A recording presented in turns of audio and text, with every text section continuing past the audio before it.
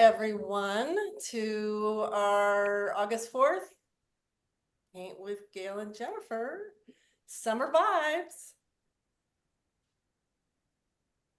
I'm Gayle. I'm Gayle Baker. Very slow start, but we're okay. We're not used to being on the same thing. So, Jennifer. Hi, I'm Jennifer, August Wren. We're so glad to be doing this today. If you stay in speaker mode, you'll be able to see us best. And please keep yourself muted. You can write your questions in the chat. And when I'm painting, Jennifer will relay the questions and answer them, and I'll do it when she's painting. And we'll have Gavin, our friend, will come on around 2:45 for about 15 minutes and show his amazing work. And then if you want to show us what you painted, you can raise your hand, and Romina, our wonderful Zoom tech artist of her, wonderful artist on her own who lives in Mexico, who helps us with these Zooms, will spotlight you so that we can see what you did. But you don't have to paint. You can just watch, and then you can paint later from the video. Okay, so what I thought I would show you today is so this was the painting for my New Yorker cover. Gayle, would you please lift up your camera a little bit? So we can I'm see just the about whole to do that. Great. Okay, there we go. So I thought you guys would like to see where it came from. So this is the cover. And it's in my Mona sketchbook, which probably a lot of you know that I've been painting in a dedicated sketchbook for my granddaughter and now granddaughters. And I'm on sketchbook number 4, which I'm going to show you a little bit. But this is from sketchbook number 1. It's at the very end of my sketchbook number 1. And this was painted after the 3 of us, my daughter and Mona and I, had hung out on the Jersey Shore for a few days. And it was really kind of funny because I really wanted to go alone, and my daughter really wanted to come. So I was like, okay. And then I ended up doing some really wonderful paintings from the week. So, so this was also some of the paintings that I did that week. And Mona was not walking yet. And she and I got up really early in the morning and went out to see the sunrise. And then here's some more. Yeah, I got some nice paintings from that time. And I thought, oh, here's another one that I did, that this was actually turned into a card for Trader Joe's bought it. So it was a good week for me for painting. And I just thought I would also show you that I repainted this. I don't know if this is gonna work. My page is a little big here, but I repainted this. I can't show you the whole thing because usually often people want to buy an original from the New Yorker, and there's no way I'm gonna tear any pages out of here. So I wanted to have an original, so I had to copy myself, which is always a really great exercise because this is very messy and loose. And it's really a fun exercise to try to copy that. So I'm gonna show you my latest book, which is sketchbook number 4. And I thought I would show you very quickly. Oops, what did I do with it? Oh, maybe not. Okay. Well, anyway, this I really in this sketchbook, my 2 rules are I have to be having fun, and I can interpret the photos however I want. So some of these photos my daughter sends me, some I take myself. And I just it's just like I have to like, I just have to feel joy when I'm painting. If I start one and it's not ringing my bell, often I'll paint over it. And I also give myself full permission to change. Yes, I always work from photos. I am not an artist who makes stuff up. I extrapolate a lot from my photos. I change a ton of things. You know, like this photo, my bouquet was really little, you know, and I decided, oh, I feel like painting flowers today, so I'm just gonna make it big. You know, this one, this was not the background that was there, but I was just inspired by what was behind there. And this one, I saw an artist somewhere who was combining kind of, you know, magical realism into her paintings. And I thought that was so cool. And I decided I'm going to try that. So I have this great photo of the baby June sitting on a like a stuffy giraffe. And I decided I'm putting her in the water and then I'm putting Charlie on a raft next to her. Like, and it was so much fun to paint it. So I'm trying to incorporate more of that. And I did that on this one also because they were cherry picking and June was not sitting here and was not doing this, but I don't want to leave her out anymore. So I'm trying to include her, and if I have to make it up, I just make it up. And these are not this one. You know, I just try to have fun, and whatever is fun for me, and I make stuff up, you know, like I'll have fun with patterns, and of course, painting water is one of my favorite things, and thought you might like to see how I start them. Um, I'm very into a muted palettes these days, so I'm using very few colors. And a lot of times I'll paint 2 pages at once, or sometimes just one. Anyway, so Um, yeah. someone's asking what paper it is. It's a Strathmore 500 series mixed media sketchbook. Gail and I both use those, and they take the gouache beautifully. So I am going to, let's see, you can see everything here. There we go. Okay, so I went and drew this out already because I just wanted to, I don't know. Sometimes I get a little, I mean, we don't get stressed when we do these things, but sometimes I just wanted to get it right. But what I'll show you is, so I just kind of like starting with my sketch, and I'm using a Derwent Inktense pencil, and I very lightly drew this out. And I'm going to show you this photo because I just want to point out a couple things that were really important to me on this. I always look at the distance. This is called negative space. I'm always looking at the distance between things. And I also, the distance between her hands was important to me. So a lot of times, you know, I'll draw something and I'll be like, oh, I didn't quite get that how I want it. But I know that I can fix it when I start painting because I also use the paint as kind of like an eraser. So I already practiced one this morning, which is why I have all my paints out.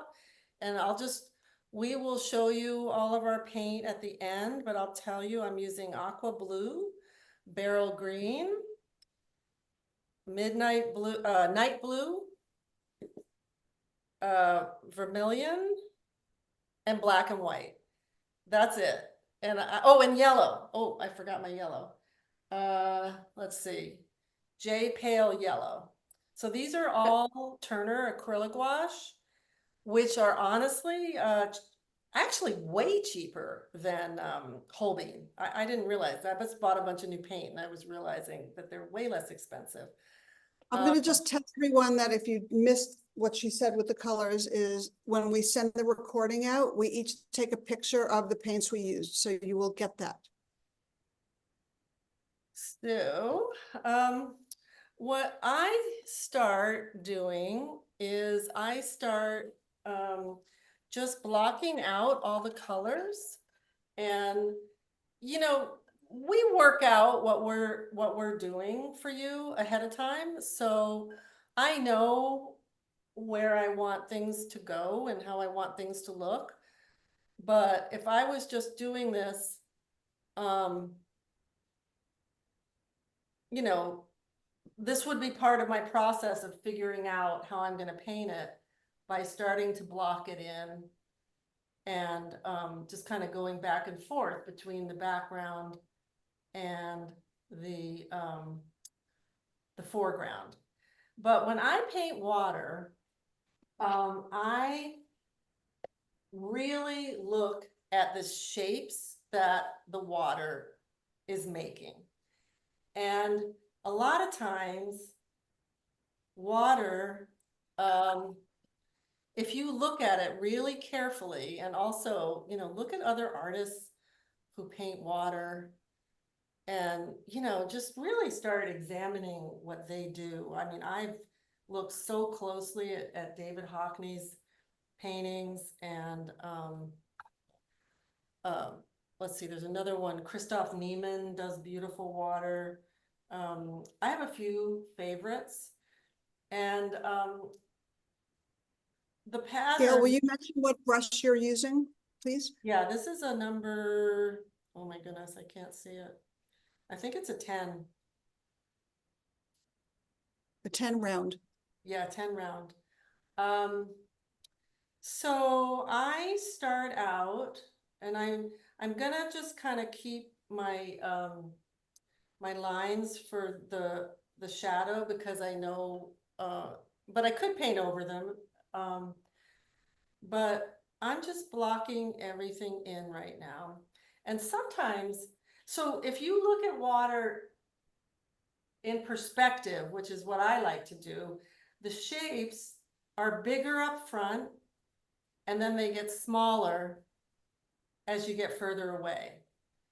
So I know, and I'm laying down all my color because some of it needs to dry before I can paint over it, and I just know that I'm gonna need to do that. So I'm just kind of blocking everything in. And using a big brush helps me to be really loose. And I like that. So I'm just blocking it all in and not really not worrying too much about it at this point. But I am gonna get some dark colors because I know that I want some darks up here. And I'm gonna kind of show you a number of different ways that I like to paint water, but all kind of combined in one thing. So, but you got to get the base down first. And, you know, Gavin is going to show you, like, he's a master at leaving white space. I'm not great at leaving white space, so I don't worry about it because I can paint over it with white. But sometimes I'll leave white space, but I don't worry about it too much. So I'm just blocking everything Basically, in. what she's saying is there's no right or wrong. Yes, exactly. Especially with water. I mean, the thing is that it does take a little while to appear, you know, like, and you guys will see that because, like, right now it looks like nothing. And then it's like, you know, you kind of start pulling the pattern out of the water, and it's very magical. Um, and if you're looking at water and want to see more of the shapes that it makes, you can like take a broom or whatever, you know, some kind of stick, and swirl the water around so that it uh, it just makes the reflections show more, and that gives it more pattern, which is really fun. So I'm just blocking all this in because I want it to dry so that I can go into it in a little while. So like I said, since I know where things are gonna be, I'm just blocking them all in.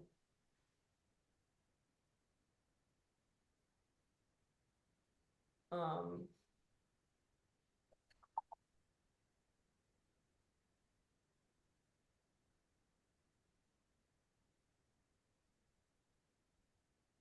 okay, so now what I would, oh, I'm gonna go in and do a little bit more of the trees and stuff here.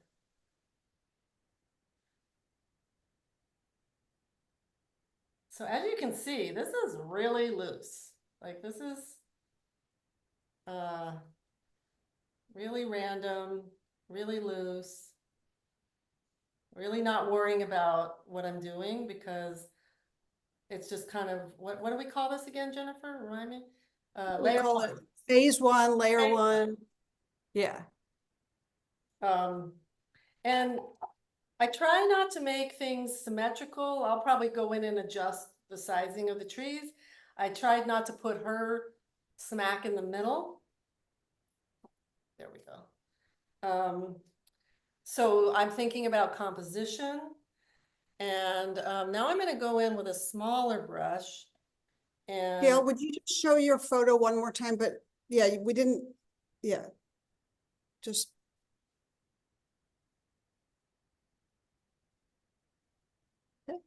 I'm not looking at the photo, by the way.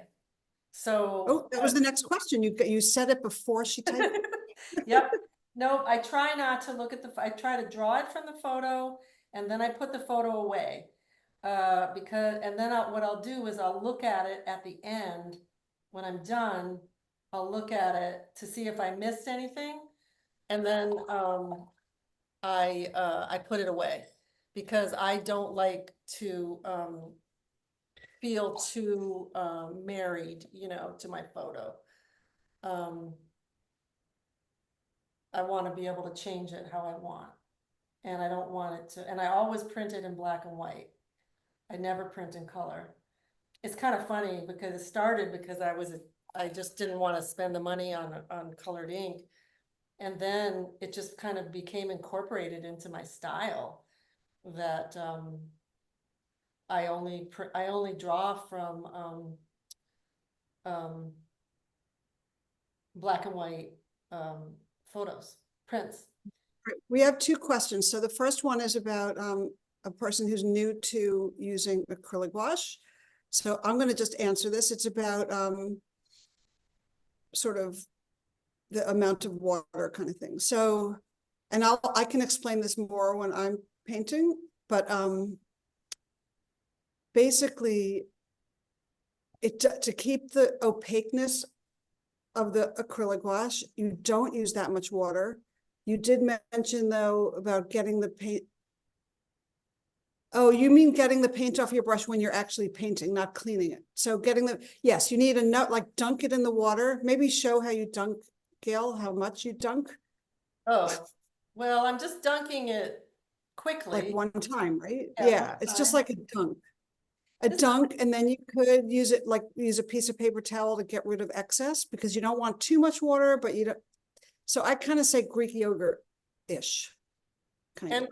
honestly, the only way to learn that is to do it. So it's just to experiment with different Right. amounts of water because sometimes I'll want it to be more opaque, so I'll use less water. And sometimes I want it to be more watercolory. No, when the paint is when we're painting with the acrylic wash, it's enough water that it's not sticky, unless you want a little bit of a dry brush effect. But no, it's enough water to make it go on smoothly. You can see how smoothly she's painting. And but it's not, it can be watery. You can use it as a watercolor, but in this situation, the way we're painting with it is thicker, but not sticky and not watery. So you got to play. The other one is oh, just say what brush you're using now. This is a number, I'm very hard on my brushes and I can't even see the number. What is it? 5. So Um, now I'm wait, painting. there was one, let me just go back. Someone had a question. I don't want to lose it, which is just, you can answer it when you can, but what are you thinking about composition? When you're thinking about the composition, what are you thinking? What exactly are you thinking? So just remember to answer. Yeah. Okay. Well, let me just tell you what I'm doing and then I'll answer that question.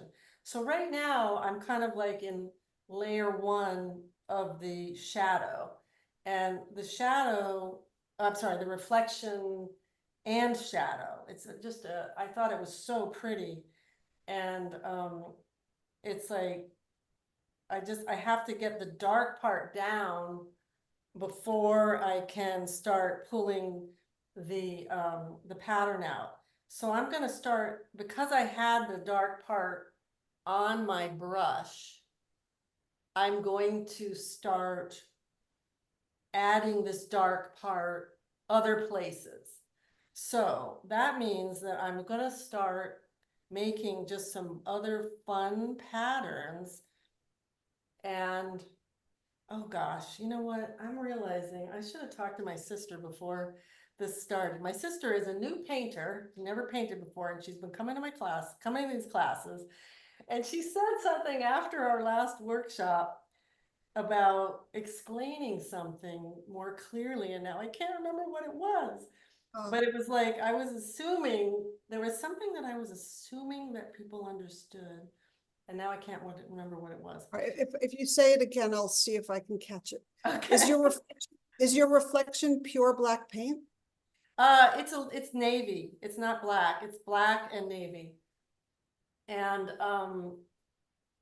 I know it looks black, but I've I've used blue and black paint. So now I'm going in and I'm just kind of adding some dark. I'm going to be going back and forth, adding some lighter colors, and um, basically just starting to play with the pattern of the water in a way that's fun. You know, it's like this is about having fun. And for me, like painting water like this, like just kind of randomly making these kind of patterns, which is really what you see when you look at water as shape, um, is just so kind of soothing and gratifying to me. Yes, we both use watercolor brushes, but we use synthetics, not like sable or anything like that. Because we're both rough on our brushes, but gouache is just an opaque watercolor, so it just cleans up with water. It's no big deal. So this is probably dry enough now. I know you see, I wanted a dark background because I knew I was gonna add some white swan. See, I'm using it really thick here. Maybe a little thick, a little too thick. So if you, like, I'm just kind of like going like this to get my brush loaded properly. And really, honestly, there's no way to explain this. You just gotta do it. Um, No, we don't add anything to stop the drying. It just dries when it dries. If we're in a humid place, it lasts forever. And if it and if it's dry, it dries fast. So I'm gonna start adding some more color behind here because I want it to dry so that I can just. Gayle uses primarily acrylic gouache. I use both. And that the reason for acrylic gouache over regular gouache, I mean, they're both great, but the acrylic gouache when it dries, it's not going to come back up with water. It like dries, what's the word, solid? Like permanent. So you can you can layer more easily, where when you use water-based gouache, because it's all water-based, it'll pick up. So the reason why I knew I needed dark back here is because I knew I wanted the swans to be white and I wanted the reflection of the swans to be light. So that's why I painted this part dark. And so I'm gonna make some other light color reflections back here. And I'm keeping the pattern back here much smaller because it's in perspective and I like how that looks, it's gonna be bigger down here. And then as I move back here, it's going to get smaller. So these patterns, you know, will just get smaller. And to create the water, it's like I just kind of go in and break up the reflection a little bit so that it starts to look, you know, it just kind of all starts to come together. But it's definitely, you know, you got to be patient and you got to um you know, layer, The because thing that's amazing, and the reason we both like using acrylic gouache or gouache is because it's pretty unforgiving or pretty forgiving, sorry. yes. And you could just paint, you don't like something, you paint over it, you can just keep layering dark over light, light over dark until it comes out the way that works for you. So So it's kind of like, honestly, anything goes here. Like there's no wrong way. And as far as I'm concerned, there's no wrong way to paint water. I mean, it's just a matter of, oh, do you feel like doing like a loopy pattern? Or do you feel like doing just reflections? You know, I've been kind of having fun doing a combination of all of them. And um, yeah, so I'm just building up the the pattern in the water. And it's, um sorry, no, do go you want ahead. me to just I don't want it, it's hard to, all right. um if you're using for watercolor gouache, for regular gouache, if you want it, when you're all done, if you want to, you can spray it like fixative or something. I don't do that because nothing happens to it once it's in my sketchbook or whatever. And no, we don't use water soluble oil. Just don't. Do you take tubes of gouache with you when you travel or put them in pans? I do both. Gail? Gail, I only use tubes. when I go, I'll show you my pans.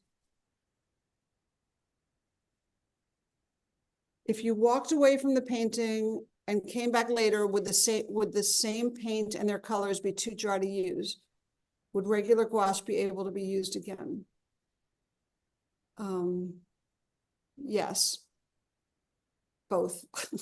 With the regular gouache would be able to use again, but it would be harder to get the same thick consistency. It would be a little more watery, but you can use it, or you let it sit, you put water in it and you sit. Anyway, why don't you like water soluble oil? Just learned about it and was intrigued. We just are into what we use and haven't done that. There's no, it's not that we don't like it. I don't think. Do you? You've never tried, have you, Gail?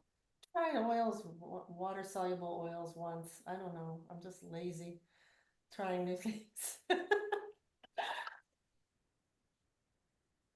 So now I'm just kind of going in to give the background a little more shape, and um, I really might not do much more than that on the background. And I know that I wanted to add a pattern on her. How's my time? You're amazing. It's only 1:33. Oh, wow. You could do another painting.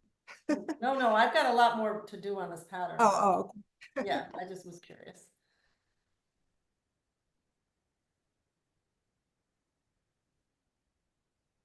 So this is a one shoulder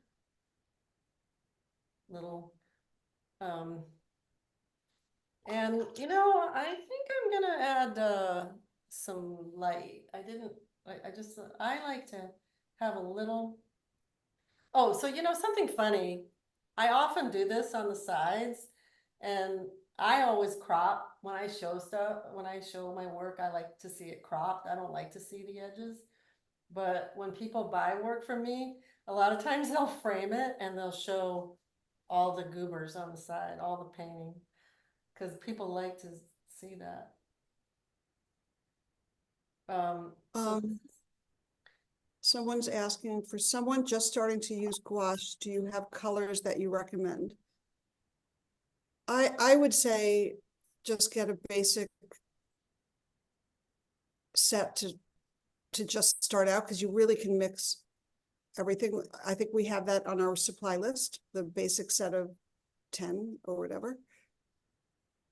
And then maybe add, if you wanted a few more, you can pick some like super favorite colors. sounds good. Yeah. So something I talked about earlier, if I want to use my background as like an eraser, I would go around it.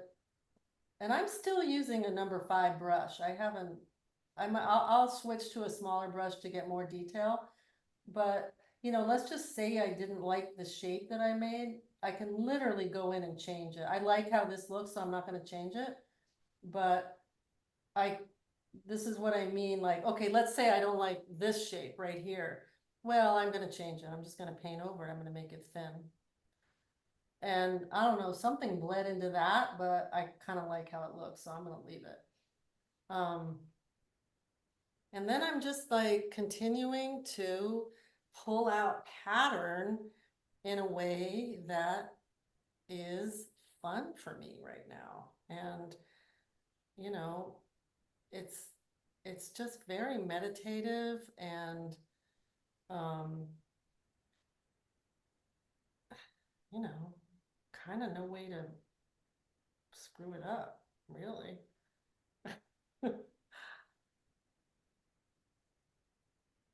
And as she showed you, if you don't like some of the shapes you make, you just go back in and paint something, make it flat again or flattish, and then make more.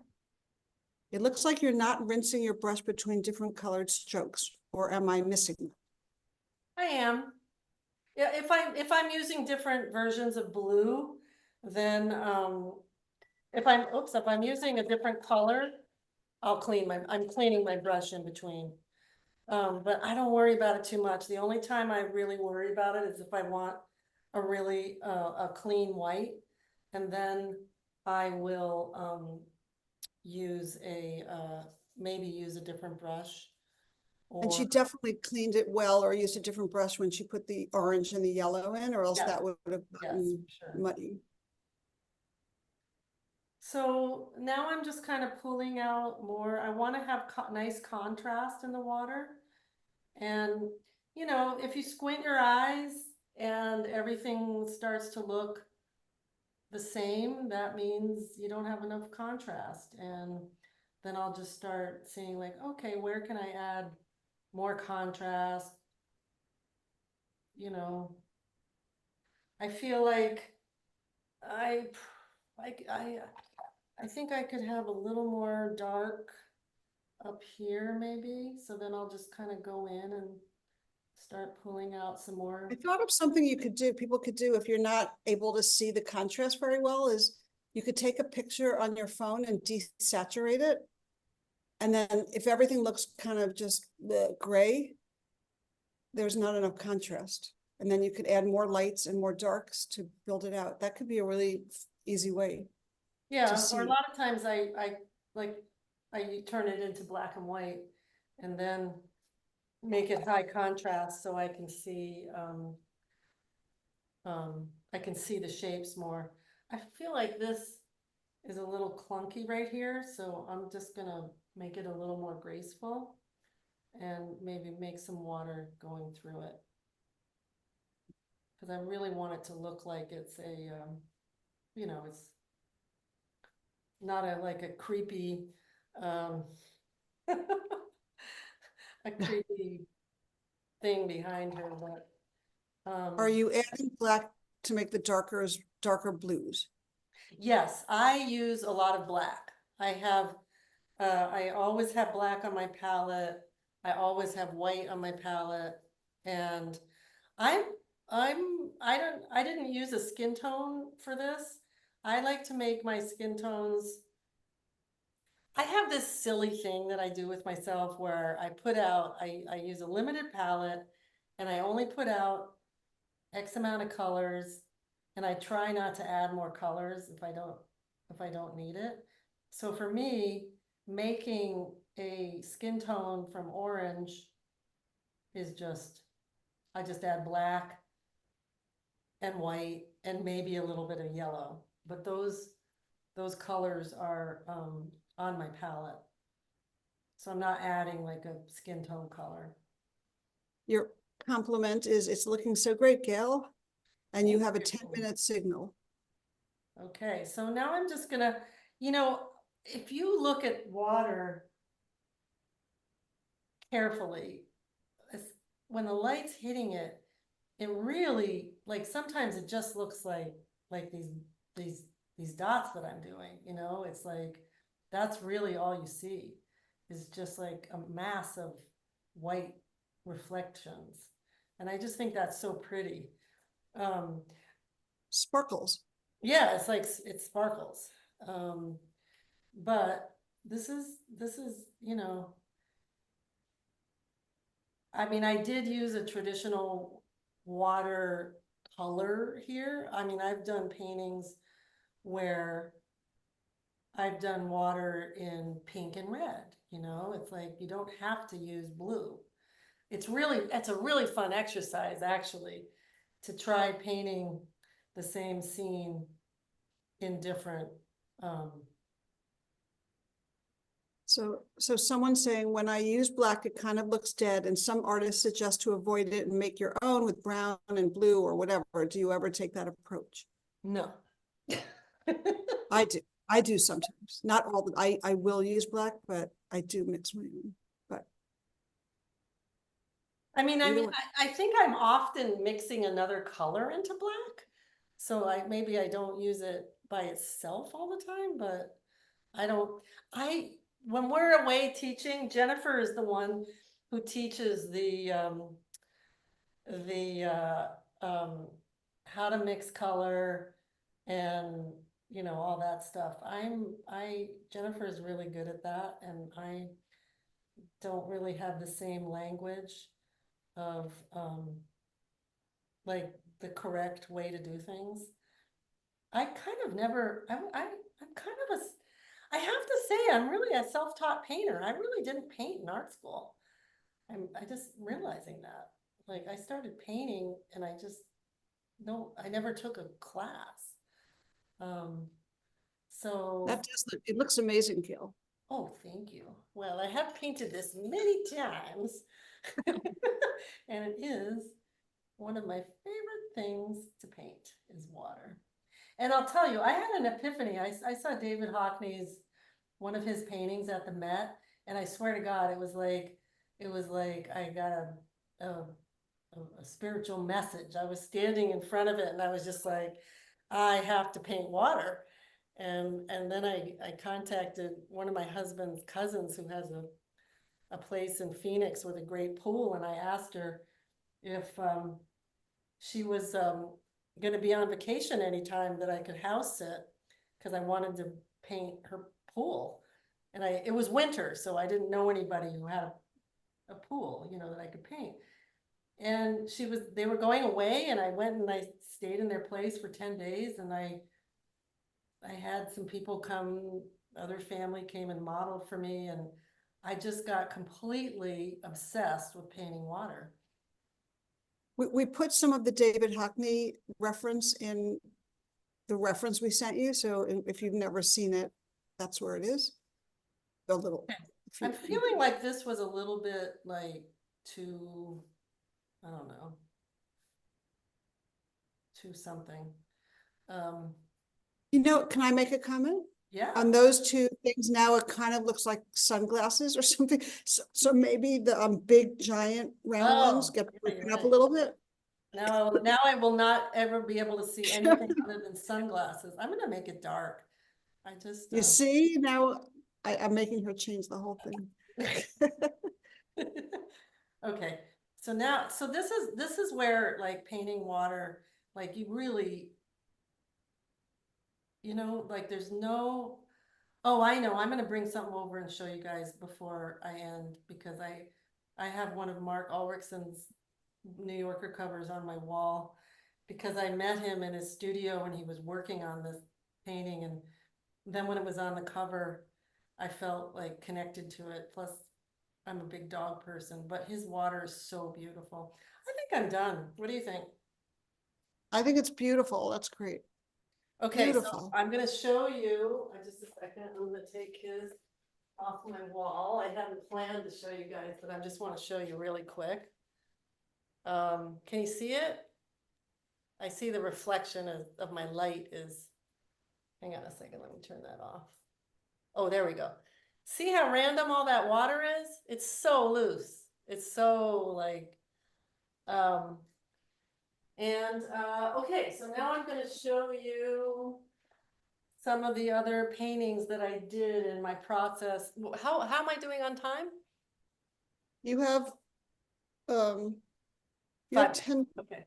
5 minutes. Okay. So I'll Yeah. show you, I started out, Jennifer and I always like, we come up with a theme and then it's like, what do we feel like painting, blah, blah, blah. And then we start with ideas. And I was spending a lot of time with my granddaughter at the lake painting, drawing, people at the lake and all that. So I knew I wanted to do that. And I thought I wanted to paint. I love that photo I took of her. And I thought I wanted other people in there. And then I decided I didn't like that. And then I think I did this one. And it's just like getting to know what I'm looking at and getting ideas. And then I started coming up with this idea of the reflection. And then, I don't know, my life was feeling very complicated and I decided I need to simplify everything. And I decided to not have any other people in there. And I came up with this idea, which I really liked. And I had this painting on my wall from a time I spent a week painting on the Cape, and my view was all these amazing birds on the water, and I really loved what was happening here, and the swans, and that's what inspired me to put some swans in there. And Do I you, played do around you, with other ideas before I landed on this. I had one of her walking in the water. I had kids going off the dock. let me just interject here for 1 second. Yes, she uses photo reference and we sent you a whole bunch of them in the reference. So you could see where she was working from. And people are saying it's so beautiful, beautiful. It's so lovely. It emits relaxation. This But inside peek behind thank the curtain of you. your process is so inspiring.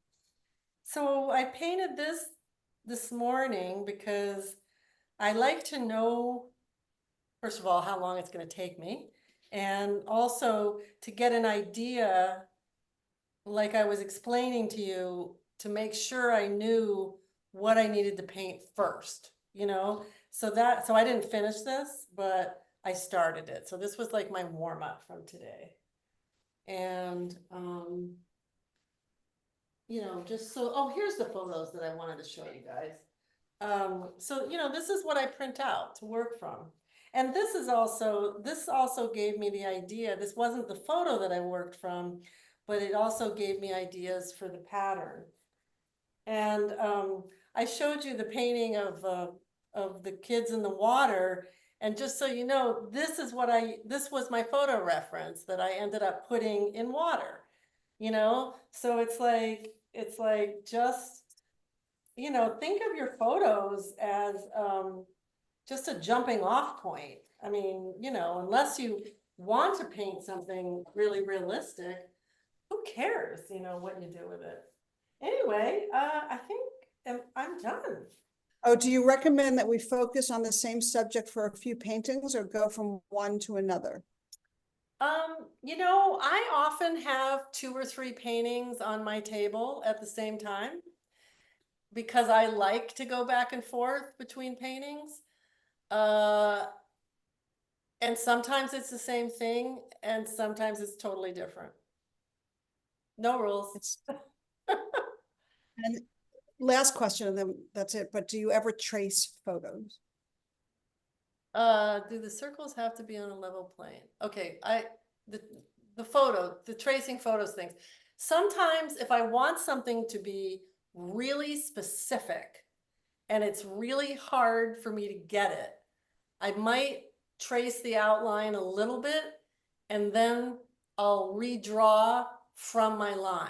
So I have a light table that I use for that kind of thing. So I try not to, but you know, sometimes if I'm really struggling with something, I might trace it just so that I can understand what's happening, like if something's giving me a hard time. What do the circles have to be on a level plane? What circles? What? I don't understand that question. Probably your patterning, but I don't understand the question either. Yeah, sorry. I was just meaning like they have to be like all ovally kind of going along. Like if one went tilted up, it would just mess up the water or No. not. No, here, Romina, if you go back to my page. Okay. Yes, these are all going one direction, but I could, I mean, here, I'll just do it really quick. Let's see what happens. Okay, what if all of a sudden I decided, oh my goodness, I just want to go completely rogue. And honestly, you can't mess it up. I mean, it's like, it still looks cool, you know? That was that. I'm sure that shocked everybody to see you just like a whoa. Don't be afraid to mess things up. There's no mistakes and you can totally paint over it. That's the beauty of acrylic gouache. You can paint over it. There's no mistakes. Don't be afraid of black. Oh, good. Your heart rate spiked. Well, let me do it. Let me just do a little more to make you guys really nervous. Hang on. Gail, your time though is up. All right, wait, I so- just want to mess it up one more minute. There we go. Okay, there we go. Okay, see, didn't wreck it. Actually made it look kind of cooler. Anyway, okay, Jennifer, you're up. That was good.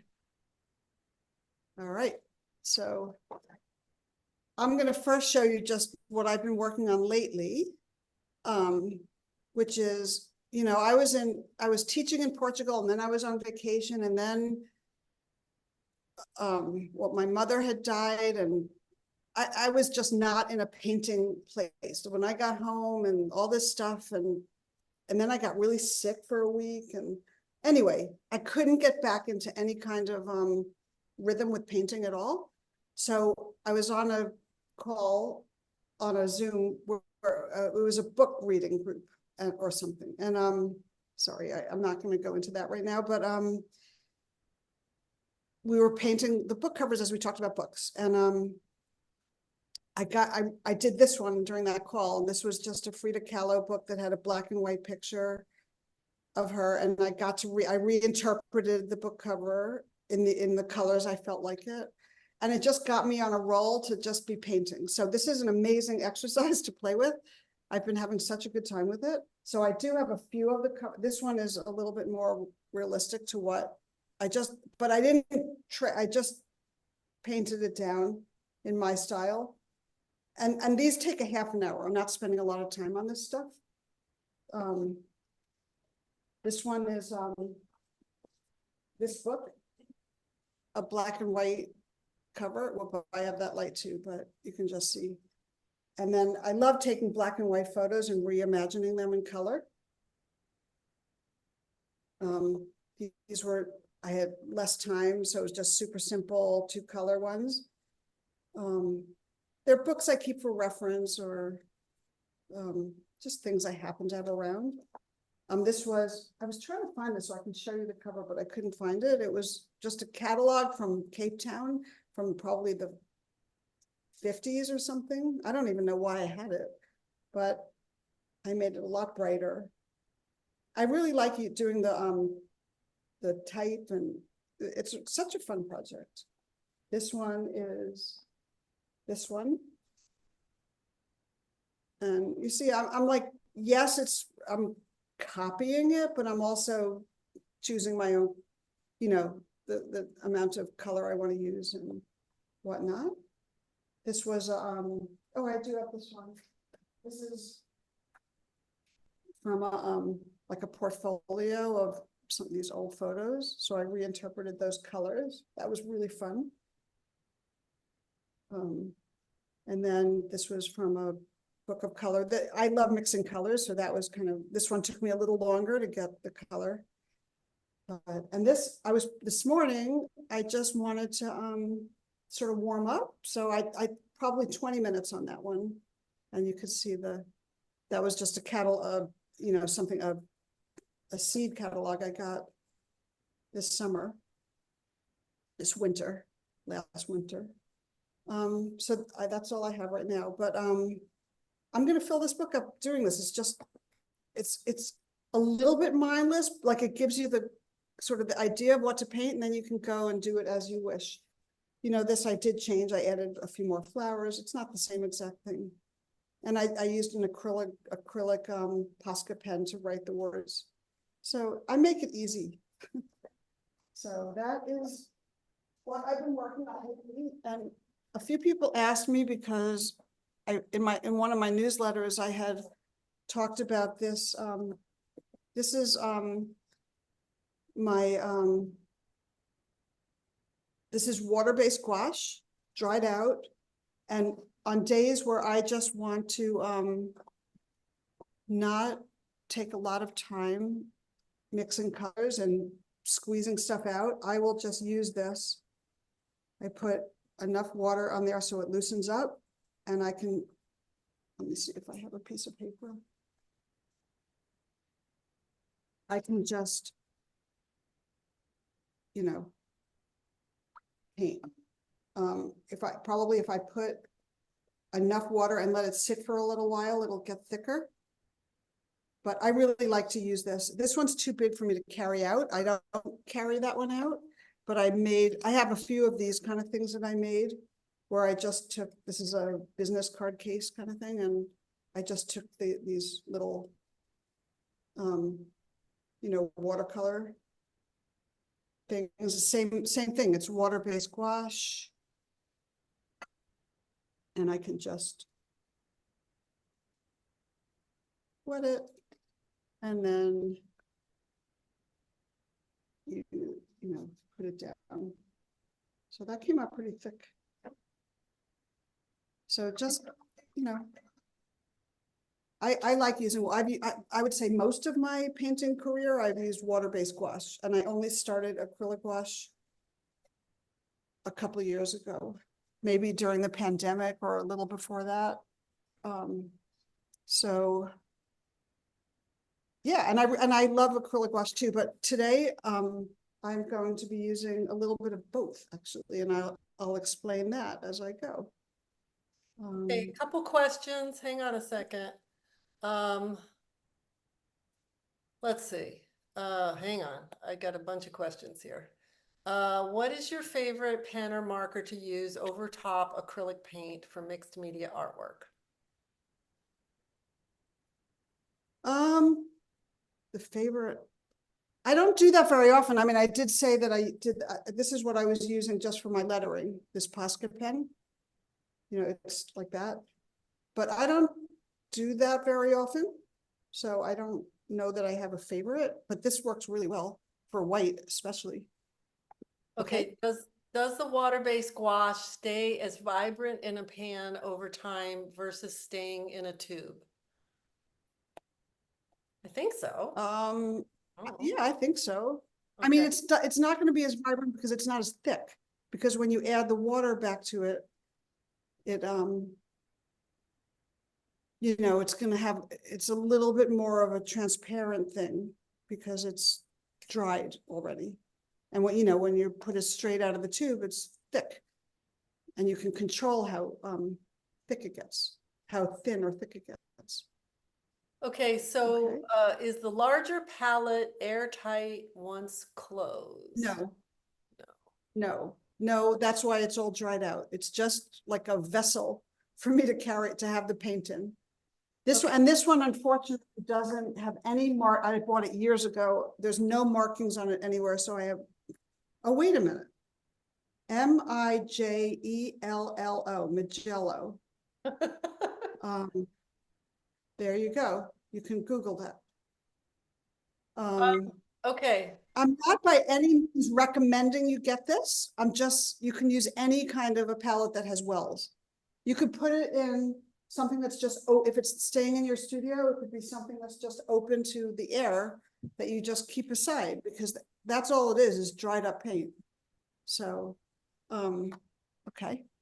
Any more? so a couple more questions. When you paint from an original photo on a book cover, can you sell it? Okay, I'm gonna answer this first and then Jennifer can answer it. It is very, it depends on what level of artist you are. If you're an artist that has visibility and people sees what you do, you should never sell something that was derivative of a photo that was someone else's photo. You have to really change it a lot so that no one can tell what your reference was. If you're just doing it for fun, you know, whatever, but if you're You trying know, to sell very it, interesting, because, oh, go ahead, go ahead. well, I just think if you're trying, anything that you're trying to sell, you know, should be from your own original reference. That's Yeah. my But, feeling. you know, but a lot of people like, Jane Mount, for instance, does book covers, and she, like, her whole, I don't remember what her thing is called, her Instagram or whatever, but, I don't have it here either, but she does the book, she does stacks of books with the book, the edges exactly, but in her style, exactly as it is. And she has books with that. There's no problem, but I wonder if it's different because it actually says the name of the authors, you know? I don't know if that would make a difference. This stuff is so beautiful, Jennifer, by the way. It looks really great. Thanks. Yeah, It's I actually don't know the answer to that question. okay, we want to let you paint. So let me get to some of the more of the questions while you're getting started. Do you ever have issues with the paints cracking? If they get really dry, yes, sometimes they crack. I would say in the palettes, yes, they're a little bit cracked. And I just read that someone said if when you do it with the water-based paint and you add a little honey, which is I never didn't knew that. expect that. I've never tried that, but maybe the next time I make one, I'll add honey.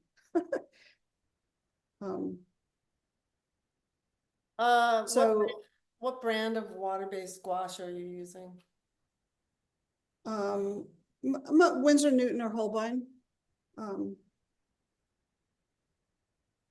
So I'm just, this is the reference that came in your reference. So that's me. I was sitting in Washington Square Park and I had my husband just take a picture so that, because I couldn't find any reference anywhere and I didn't have any pictures of the pose I wanted. So I did it myself. So that is going to go here. And I wanted to do a lily pond, and that was in France when we were on our first workshop. We went to a botanical garden. And I don't remember where I took this, but I think that was those goldfish. I think, was that in Morocco at the Yves Saint Laurent? Oh, it might have been. Yeah. I don't remember. And then just some, beachy grass. So this is what I'm going to use. What kind of pencil are you using? This is just a watercolor pencil. And I'm using pink. I could use whatever color. Most of it's going to get covered up in with paint, but maybe not all of it. I'm not sure. Actually, I feel like We never use regular pencils. We always use watercolor pencils. I'm just gonna, the word never is, I never have never in my life. I have used regular pencil, but okay, I'll speak for myself. I never use, I don't even have them. Jennifer, can you just straighten out your page a little? There you go. Yeah. Maybe go even. Yeah, better, good. Let me- I There, don't know why it's a little shady over here, so. That's what it is, so there you go. let me just stay here. So I wanna have the pond is gonna be down here. The person's gonna be here. So I already drew this out, so I'm not gonna, be looking at my picture so much anymore, but well, actually, you know what, maybe I will. So I'll show you this too. So I have the same thing, like I'm looking at what Gail said, the distance between that hand and this, and you could see here, let me just go close for a minute. Whoops. Whoops, sorry. I'm looking at where my legs are, so that's that kind of an angle. That's how I can see a little bit of how I want to draw that. But so let's say, here's the angle of my shirt. My hand, I'm going to draw pretty loosely. I can see that my neck is down below my shoulder. This feels a little bit out of proportion here. So I might end up having to go down a little bit from what I thought as far as the my legs. So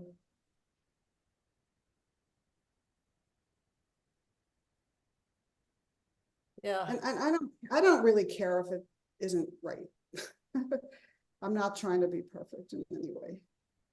I just wanted to look kind of have the let's talk about that for a minute, because I think it's a good thing to talk about, because you have completely just gotten the shape of the figure mhm. in super, super simple lines, and I think it looks great. But you're Yeah, saying that you don't think it, I feel like there's something wrong with the proportion, like her head is wrong. okay. Maybe a little too, like, I feel like there's no neck. Let me just, Okay, yeah. I'm gonna put in here. So this needs to, so I think her chin, maybe her shoulder needs to be up a little bit higher, and then this is here. I can fix it when I'm painting it too, so. There's something wrong with her head, but, but it'll be okay. So now I went a little lower down here. So I have lots of lines going on here, but I'm gonna paint over it anyway. Yeah. Yeah, I'm not gonna worry about it. So I also, the reflection, I'm gonna have, it's complicated, but it's gonna be really loose when I do this reflection, so I'm just gonna put it here. I'm seeing where the hand is and putting that. And it's probably just gonna be, I don't have to get it exactly, it's just there. That's gonna be the reflection. I really am gonna paint over that whole thing anyway right now, because I'm gonna show you how I'm gonna paint the whole, the water in a dark color. So I'm using deep green, and this time I am using black. I'm just gonna add black to it because I want it to be a dark color.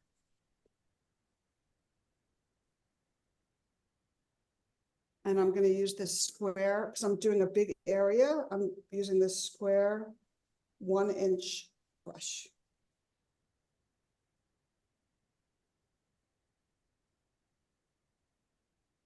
So I'm mixing enough paint that I don't, this is a pretty big blob of paint, so that I could just do this whole thing really fast. And this is a little more watery than I usually paint, but that's fine because I'm going to add the color, all details later.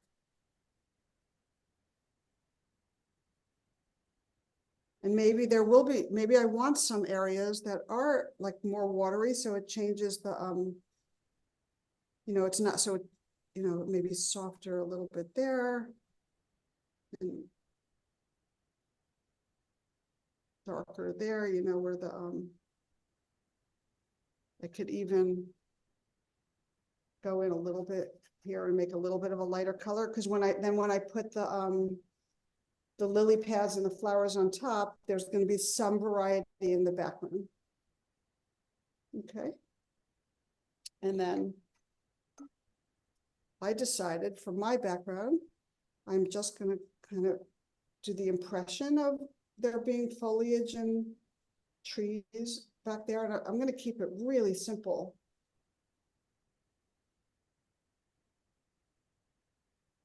And on that color, I want to do this color, the sky first. And I decided I would do the sky in a sort of just a very light,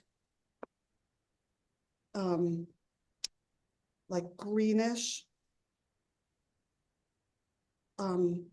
off-white. I don't know why. Why did I decide that color? Because I felt like it. It felt like, I don't want to do the sky blue every time just because the sky is blue. Oh, I'm sorry.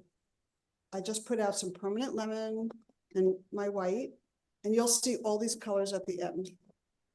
And when you get the recording, and this is beryl green. Gayle used beryl green too. You know, beryl green is one of my favorite colors. I might use it in every single painting. Yeah, it's really pretty color. Okay, so there's my sky, but I want it to be a little bit limey or something. So I just added a tiny bit of the beryl green to that. And again, I'm going to add water here.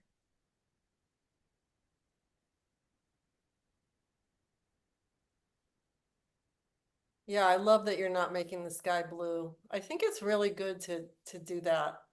I use lavender. I like lavender skies.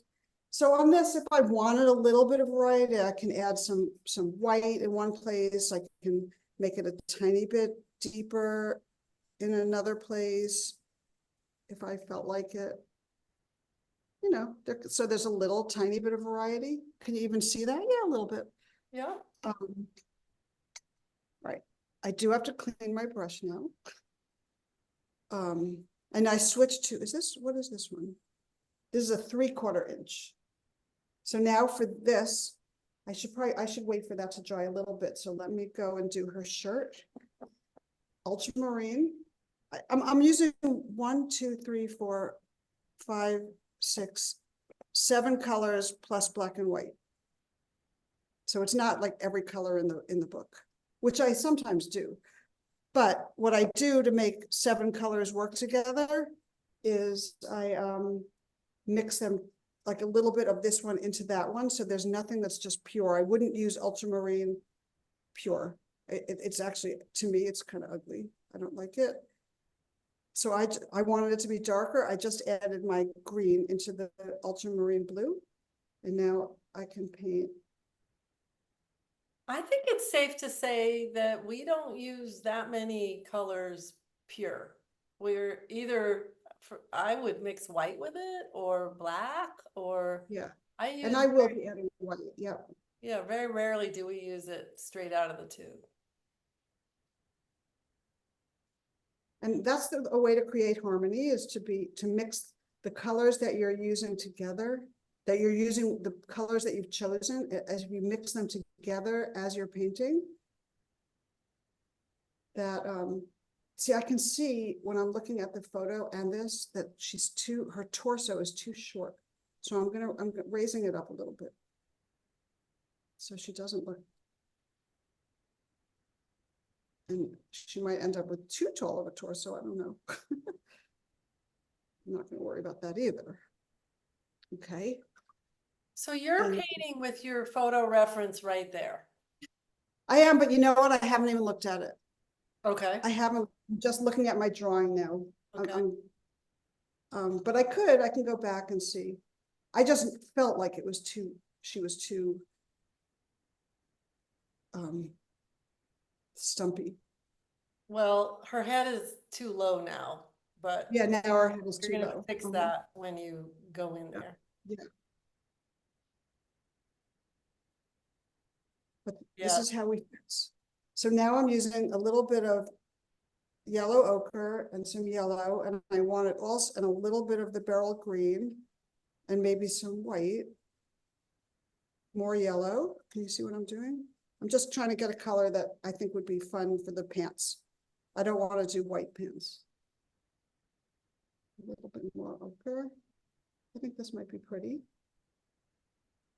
I like how that looks with the sky and with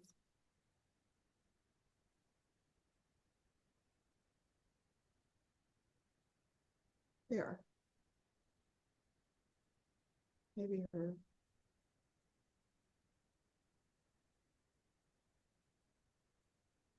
And this is going to be telling when I put in her hair. Hopefully I can get her head to work. So yellow ochre, what can I use to make a brownish color? I'm going to do yellow ochre and ultramarine. That's a little bit green. So I'm going to be using orange for the fish. So I have permanent orange. So I can add a little bit of that in. And I try to keep it pretty simple. All right, there's a brown. And I'll probably add, let's see if I can get her head. Yeah, I that's think great. if we get rid of that line, it'll be better. I was going to keep her skin just white in this. So let me just see if I paint white right over all of that mess of the lines. See? Yeah, that looks beautiful. If I could do something to make it look like she has a chin. I might go back in with the navy a little bit. So I think she is in a little more perspective now. But that's just where I'm looking and feeling it. It's hard to say how I did that exactly.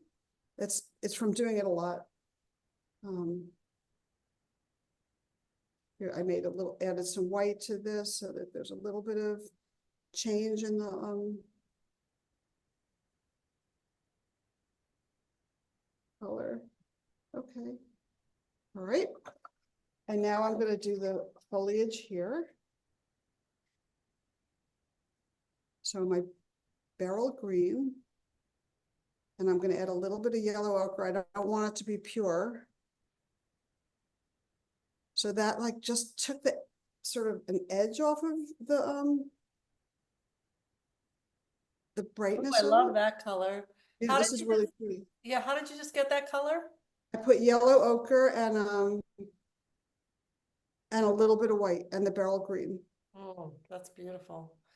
Okay, so Eva's got a question. My brush strokes are all showing as short and choppy. The paint dries so quickly, and then as I go, not working nearly as fast as you both do. It just isn't smooth like yours. Is it just a matter of speed? Um, I don't think it's speed. I think it might be the texture. The amount of paint on your brush is one. You might have too little paint on your brush and you're trying to spread it out, maybe. Like you're trying to be a little bit conservative with the amount of paint you're using. Is that possible? Yeah, that might be it, but you know what, Eva, just try painting faster. See if it changes. So Oh, beryl, Beryl, beryl green. okay. So now, except for sort of the edge of the pond, which is going to be some kind of gray. So for gray, I just kind of can mix all my colors together to get a little bit of a gray. And I'm just going to sort of there. Now she has there's like an edge. Okay. So now this is dry pretty much. So I'm going to take, See how fast that dries? It's so awesome. I know it's pretty great. So for the reflection of her pants, so I'm doing it a little differently than Gayle, is that I'm just, to make that color right, I'm adding a little bit of white to that. my color's a little bit off. There was more yellow in it.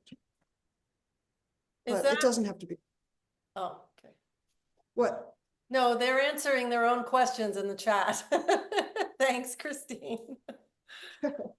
So I'm just kind of guessing a little bit where she is. I had drawn it before, but let me just do, let's see. I'll just put all the colors in and we'll see if it is enough. So that, again, on her shirt color, it was ultramarine and Oh, interesting. You're using her actual colors in the reflection. Very cool. Yeah. yeah. I don't Yeah. ever do that. Well, actually, no, I've done that. I've done that on some paintings. Okay. So maybe I'm gonna make, it doesn't have to be the exact color, so maybe here I'm just gonna lighten it a little bit. Because, you know, the water, there.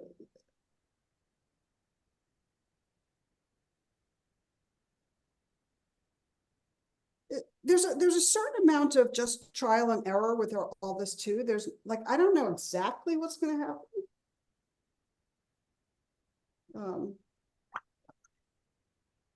And I do plan on just keeping her skin white. I'm not gonna even deal with skin color here. I kind of like how that looked, so I'm just gonna, just took my white.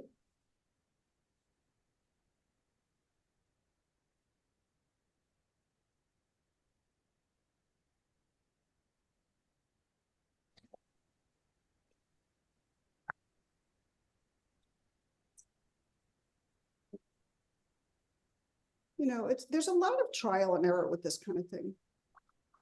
If I feel like I did too much of these lines, I could take my green again and go on top.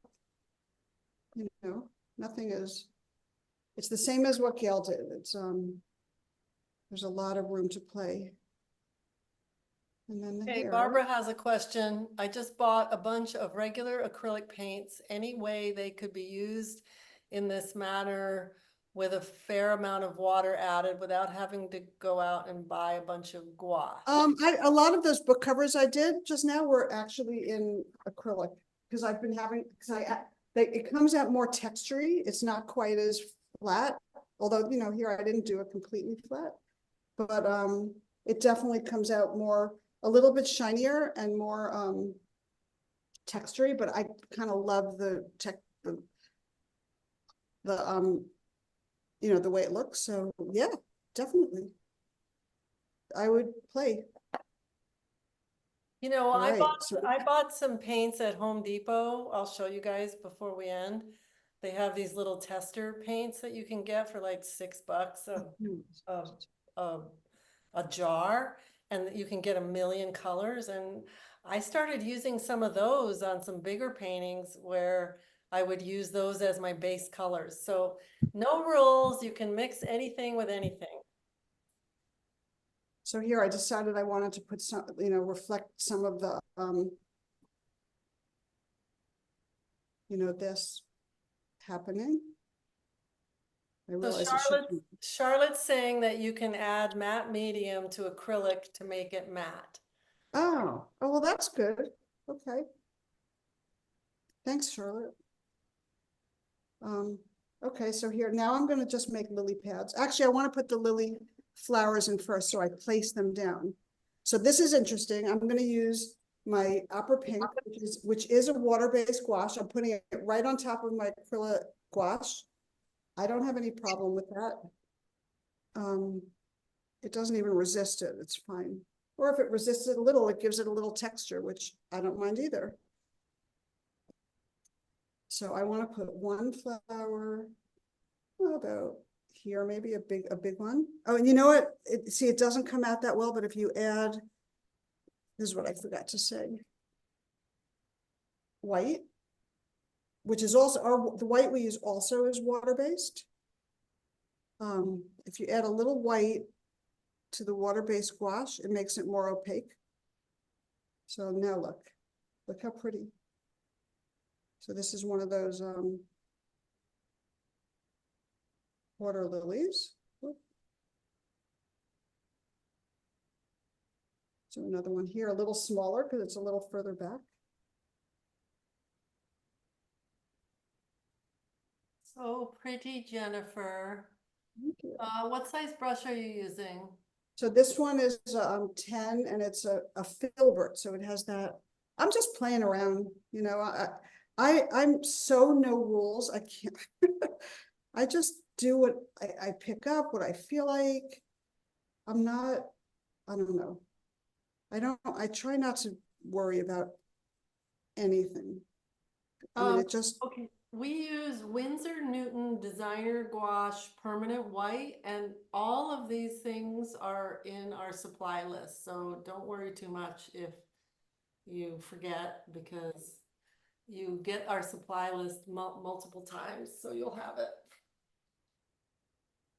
so now I'm adding more white to my pink. So I have a lighter version. And here now, so. Barbara, I mean, this is why, this actually, what? Barbara, this is why we use this designer gouache permanent white, because mixing white is just, it just doesn't, not very opaque. And the acrylic gouache white is not opaque at all. I don't like it at all. It's good to try different whites, just to see, but I've tried to find less expensive whites that I like, and I always come back to this Winsor Newton designer gouache permanent white. Okay. So I have the flowers placed. I will come back and add more layers when that dries, but now I'm just gonna I'm like throwing down lily pads. And now I just want to mix lots of different greens of different, so I can take this green that I already had mixed. Oh, so this was dirty. That was very ugly color, so I'm not going to do that. I have to wash my brush a little more. But I have this green, and I'm going to turn this around because it got pretty busy.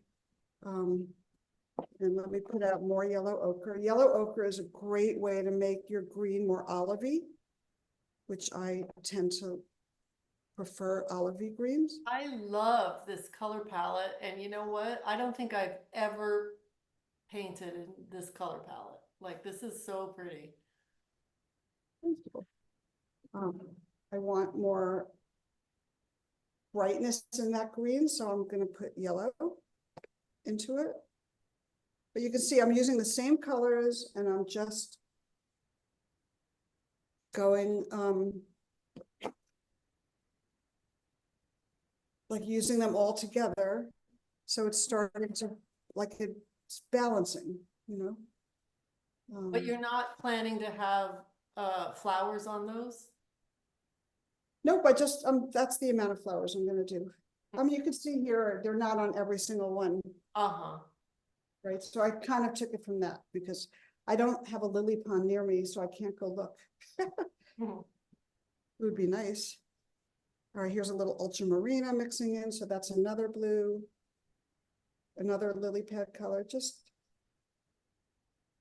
I don't know if I love that one. So there are some very brown looking ones.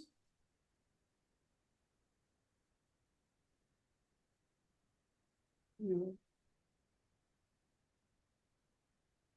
know, I could use I need more of the beryl green out.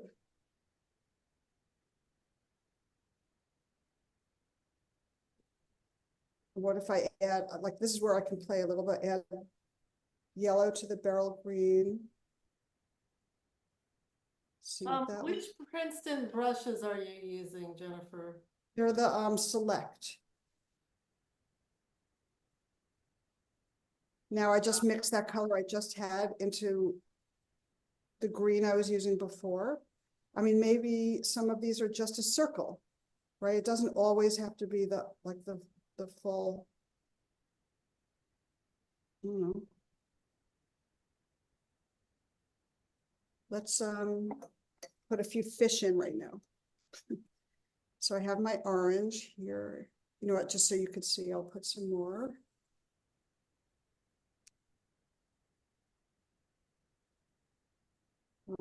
So again, I'm gonna add a little bit of white to that because that makes it a little more opaque when I'm painting on top of a color like that. Julie,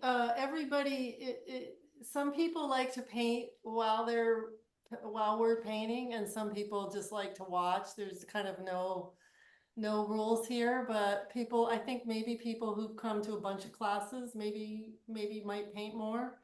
But no rules, you can do whatever you want. And you get the recording like forever, so you could, do it a bunch of times if you need. I think if it were me and I was watching an artist who I had not seen paint before, I would probably just be watching. Put a little one here. This is fun. All I'm doing is like little marks, it's not, and they're sort of like swimming around, and you can just have fun with this. And their bodies bend. Yeah, those are great. Let me add more pink to one of them so there's like a redder color. So it's not all. Jennifer, you have 10 minutes. Oh, okay. So let me add some more. Okay. Maybe let me go into some other things I want to do. And if I don't finish every lily pad, it doesn't matter. So I want to have some like foliage like growing, kind of like the beach grass or whatever that was. I'm not going to worry about that exactly, but that's growing up here. Oh, this And is so I think I pretty. want- Charlotte says that's beautiful, Jennifer. And Sal says, I really appreciate that you both emphasize play and fun so much. Yes, way. it's kind of like our thing.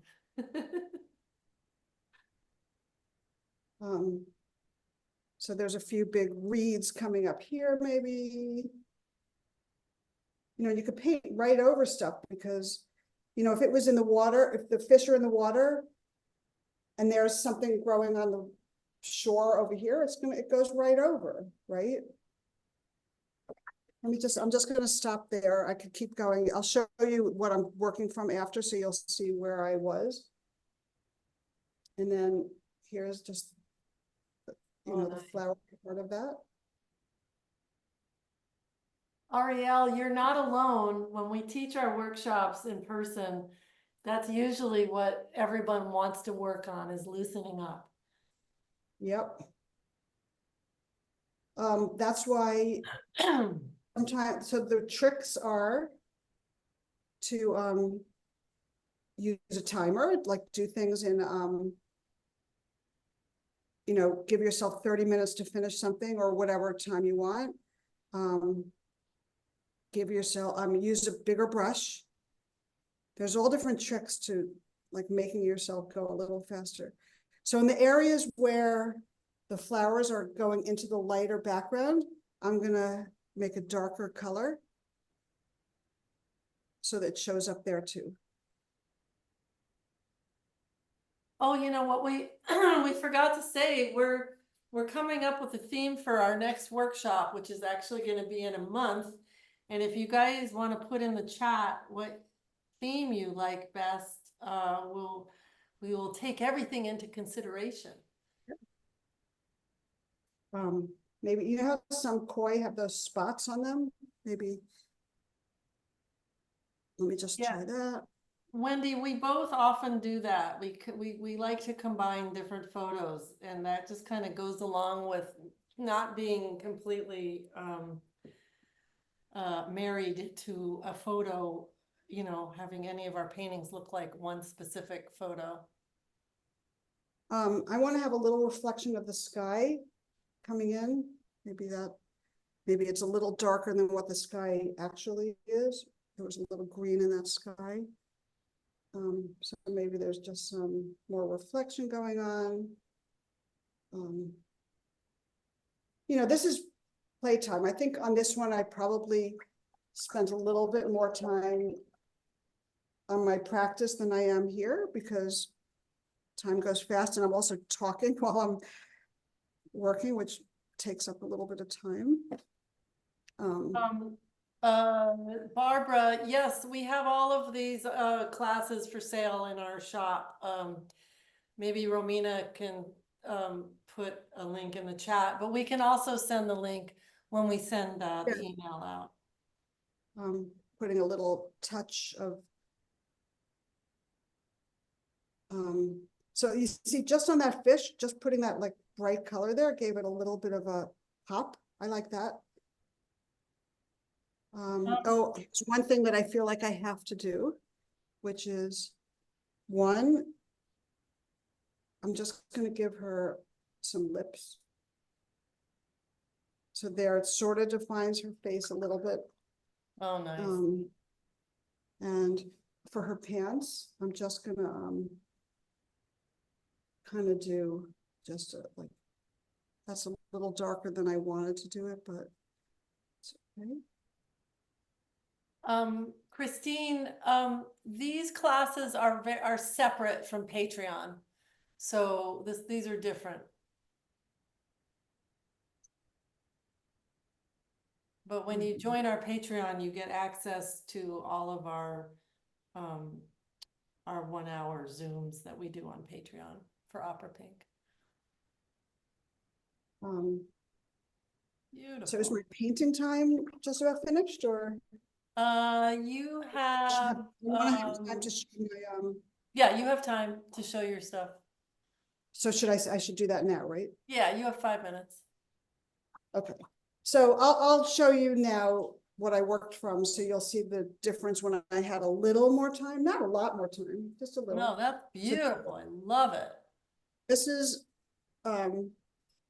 what I did in practice. It's not that different, but there's just more, a little more, I would say. Oh, and I didn't put this in. I was gonna that's just one color. I was gonna put in a little, like as if a tree was sort of hanging over a little bit. Yeah, there was a little bit more reflection maybe, but yeah, I got it. So to lead up to that, this is where I think I figured out what I wanted to do, but then I was figuring out the color and I didn't like that bright color. And I'm very, very happy with this color palette. That's I'll just show you from the beginning. You know, I went to the beach. I was starting out, I was just going to do beach scenes, and I was at the beach. I went one day and I was just sketching individuals that I see. This is what I do every time I'm at the beach. I do it with either paint or pencil or marker or whatever. I loved just drawing people at the beach, but Gayle is like the old pro at doing like people hanging out in the water and swimming and surfboarding and all that. And it's just, I don't know, you know what, when I really was thinking about that, because I tried here, I tried to wanted to do a beach scene. Let me see. And I took the individuals and I was trying them just like that. I think they look beautiful. I mean, that was really fun, but I wasn't having as much fun as I had with this. Yeah. I like this, but it just wasn't, I don't know. And then I was at the park and I saw a few people reflected in the fountain. And I was like, oh, this feels better to me. And then I realized, you know what? I love painting gardens because I love the variety of foliage and flowers and colors. So that's when I figured, well, lily pond, because then I could do all of that and still have the water. It's still summer. So I was playing, oh, I also was playing with my vintage photos, like summer. Then Gayle and I were talking and we thought, well, maybe you should do a pattern. And I did that, but you know what? I have to say that I've done that for many years and I was not into doing that. Oh, I forgot I was going to put a dragonfly in. I didn't do that. So this is just my playtime getting to that. So yeah, and this is where I ended up. It's always a surprise to see where we're going to be. at the Wow, end. that is so good for everyone to see how much looking you did to figure out what made you happiest to paint, you know? Are we friends with Mara Kelman? No, I've been to her book signings and I met her and I have a friend who is friends with her, but I'm not. Me neither. That would be nice to be friends with her, I guess. No, I know, we can invite her to be a guest, like Gavin, who's patiently waiting in the Let's wings. try that. I think that I would be like so afraid to paint. Oh, God. Anyway, all right, I Thanks, think it's time. Wendy. Yeah. Let me just see, there was one more question. Is Yes. there any other questions? Are all the sketchbooks Strathmore? The one I'm using for the book covers is Hahnemuhle. I think Gail and I have used Strathmore mostly, but in the last year, we've both been a little bit of just experimenting and playing around, but the main ones we use is the Strathmore. I'm just going to say before, Gavin's amazing. We love his work, and he's going to show you what he does on his summer themes and whatnot, and how he goes about it. So, Hi, Gavin. hi, Gavin. Hey, how are you guys doing? Sorry I came in about the 2 o'clock mark. So I caught Jennifer's demo, but I missed yours, Gail. So I'll have to go back to the recording and figure it out. So this was the quick sketch. So again, Jennifer and Gail, thanks for having me. This was the quick sketch I did just in the last 30 minutes, trying to, take the advice of getting quick and loose. And I found one of the reference images that Gail had, and just kind of went for it. Oh my God, that's my photo. know. That's incredible. And, Oh my God, I have to buy that from you. I love that. oh, I'm going to charge. It's $10,000 actually. You're in luck. It's for Okay. no. Maybe we can arrange a trade. That would be I love that. That's so amazing how you leave white space. Just that's so hard. yeah. So I guess the opposite. I was listening to Jennifer's demo. It's like the opposite is a little bit true with watercolor as it is for the aqua gouache or the different the more opaque acrylic paints. It's like I have to plan out everything, and I almost only use pure colors, trying to really get like some. Sorry, I'm gonna turn this down one. There we go. Trying to get. Sorry, can you hear me? Yep. Yep, we can. Okay, great. I try to get the most pure colors right out of the palette. So like, this is what my palette looks like. And for these kind of explosions of water, it's just the single color of Prussian blue, and using different variations of water to sort of make that, make these, let the paint, let the watercolor do what it does. So I had a really fun time doing this one because I already had a wash page from a previous workshop that was blue at the top, gold in the middle, and blue at the bottom, this sort of gradient. So I just painted over that and let the colors below of the house, of the dock, of the people kind of shine through. I see that the question coming up in the chat, I always use cold press, personal preference, but this is really what gets you these crazy like explosions, these sort of colors that I can't even quite mix on my palette. So I find those to be really, really wonderful quality of using this Arches paper, which is kind of expensive, but really the most important tool in my whole toolkit, because it really interacts with paint in this really beautiful way, and it doesn't move anywhere where you don't push it. So you get these really nice crisp lines. If you use enough water and you use enough paint, you can kind of totally get these great moments happening. I brought in Gavin, someone is asking, did you leave the white bits in the water or add them? And that's what we're talking about. He leaves the white bits. So yeah, it's all planning. Do you draw it out in anything, or you just so often what I'll do is I'll, like if I put my hand on this, like I'll say, okay, I'll drop some water on here and say, okay, there's gonna be a person here. And so I'll drop water, and then shade from the edge, I'll like drop paint in where I know the water already is. so that it gets like, so I'm able to control where the light and the dark happen. So it is planned out, and I am building from light to dark, but there's not, I'm never painting over with a lighter color, because I don't really have a white in my palette, which is again a personal preference. There are, ways to do it with watercolor. Obviously, the designer white you all were talking about is great, but in this case, I really like how the negative space creates the people. I'm not really painting, there's a kid in a bucket hat and this, kid in the water, and maybe their mother next to him, and I'm not really painting the people, but I'm just kind of painting the white and black space around them. So cool. I think that answers a question. How did Gavin Yeah. get the people to look? That's it. Just answered it, I think. And I have plenty of other paintings I can share that are previously finished. If that, I shared a Yeah, little sure, bit of them go on for it. IG Yeah. Live. Didn't really know what format you guys thought would be the best, but maybe I'll pull out a few of those examples. Yeah, someone, Yeah. Julie says, thanks. I have to think like I'm looking at a negative. That's exactly right. Yeah, that's so true. That's a really beautiful way to put it. And it's like, it also takes you out of when you're painting areas of white and dark and blacks and whites and shadows, and you're not painting like somebody's arm or somebody's face. For me, it sort of loosens up the entire thing and allows me to focus less on the people, and getting a person right, and more on just what a form does. So this one's from Rockaway Beach last month. And again, I laid down the wash here with the blue background, and sort of knew that the beach would be just this yellow blotch. And then when over the course of an hour or more, went in with these more solid, more opaque wash colors, and just sort of filled in the entire scene. It's funny, the lily pad painting that Jennifer shared. I was like, oh, I kind of did that one already years ago. Oh, wow.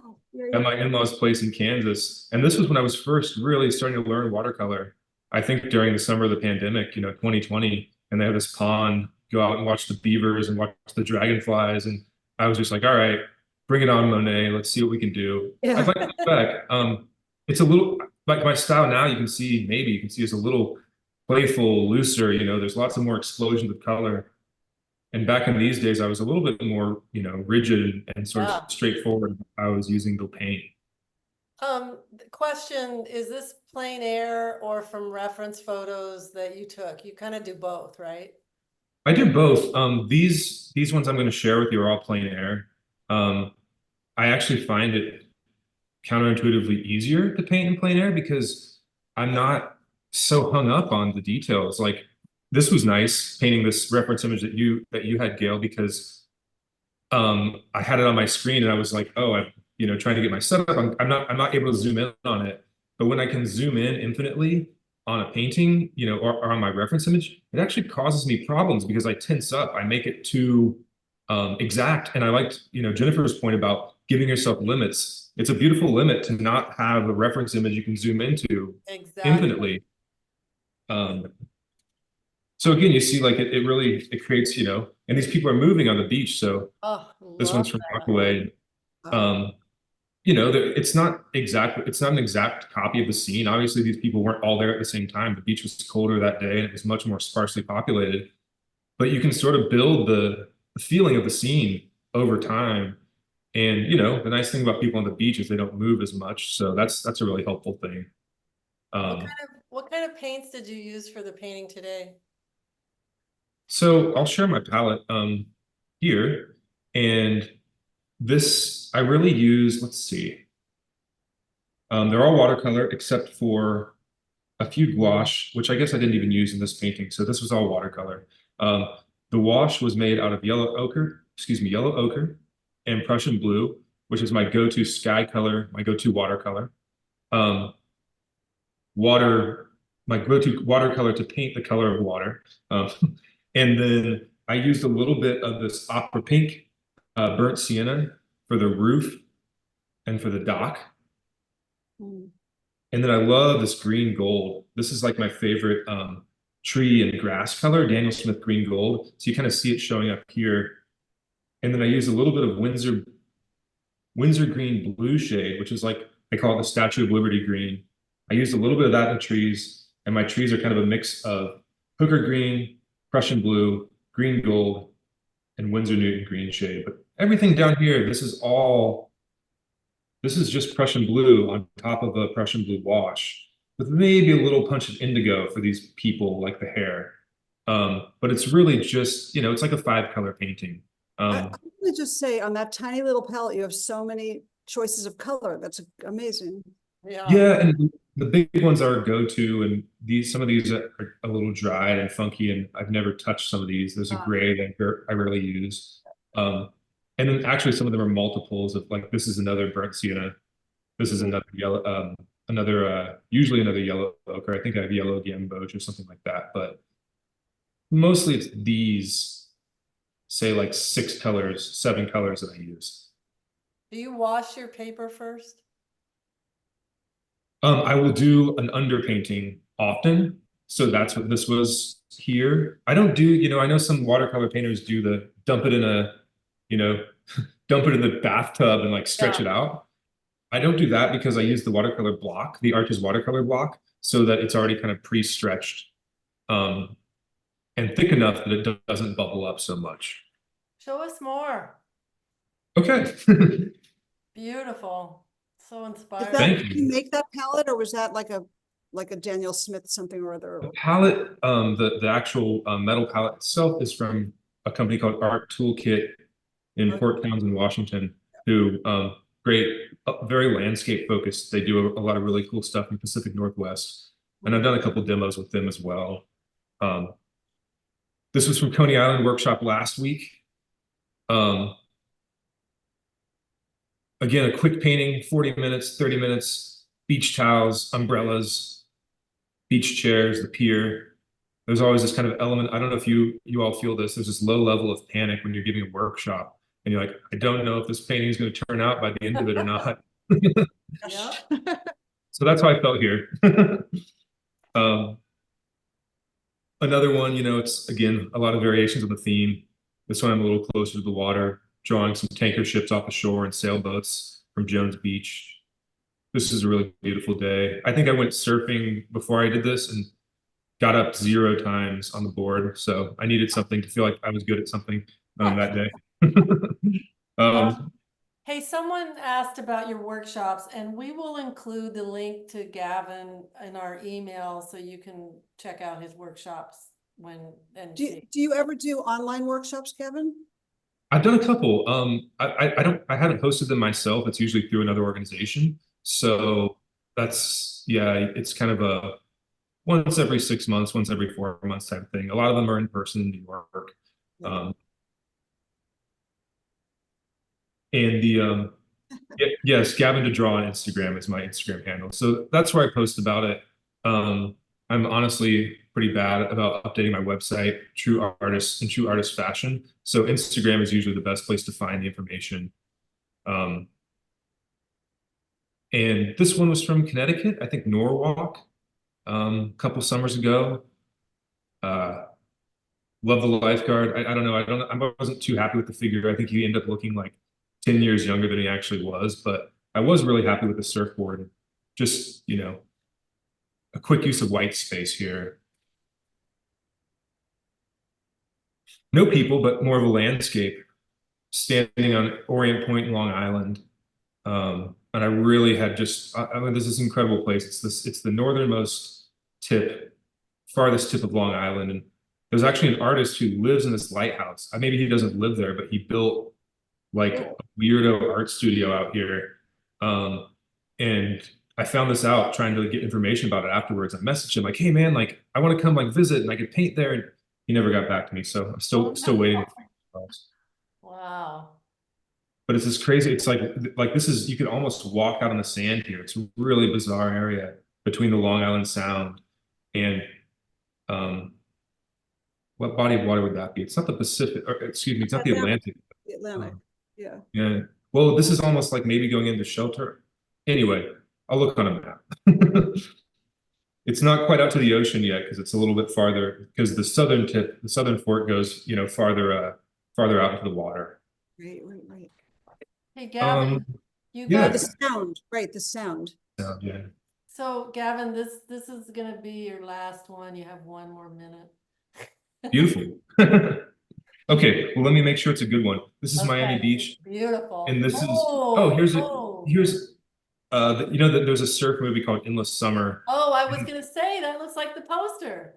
Yeah, so this was my variation of the Oh, poster, I painted love from that. reference of my own. And oh, thank you. It was a fun way to use actually use acrylics and non-transparent media to sort of approach the scene. So again, yeah, I'm quoting the movie poster here. Beautiful. Beautiful, Gavin. That was Wow, great. thank you.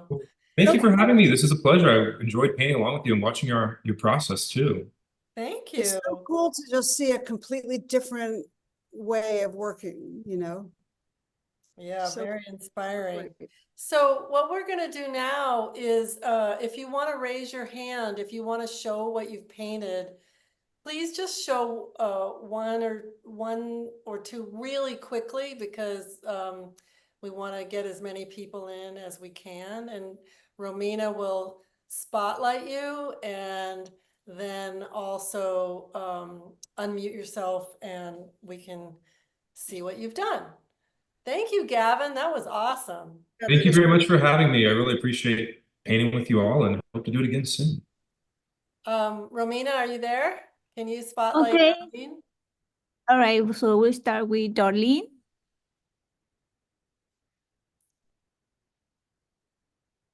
Hi. Wait a minute. Oh, there we go.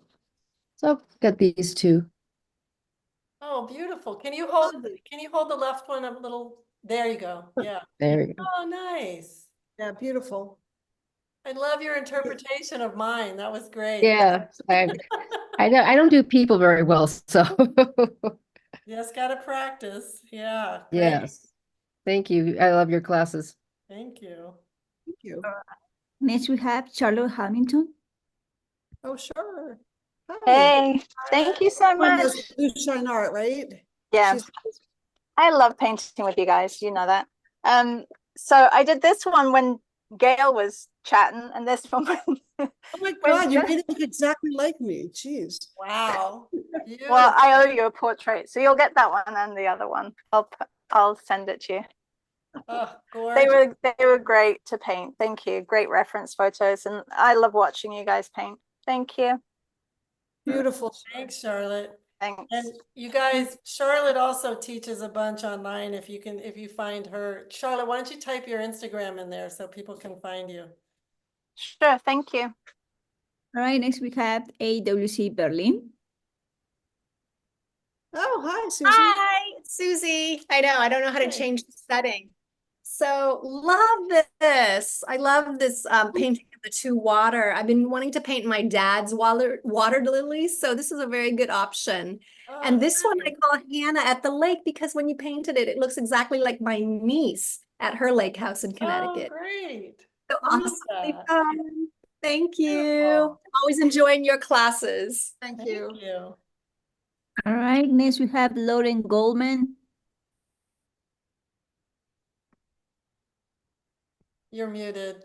You're muted and you're also your filter. You should take a few minutes and turn your filter off because when you hold it up, you can't see the art and then we'll come back to you. Okay? Yep. Romina, go on. All right, next we have Usha Ansley. Hi. Hi, I Oh, love sweet. the paintings, Gail. So I was so happy to be able to do a little bit of it. Thank you for Oh, your, nice. I love it. Yeah, I love that too. That's great. and here's the one. And I love your flowers so, so much, Jennifer. On canvas. Cool. That looks great. Beautiful. God, it almost looks, you can see deep into the water almost the way the color is balanced out. That's nice.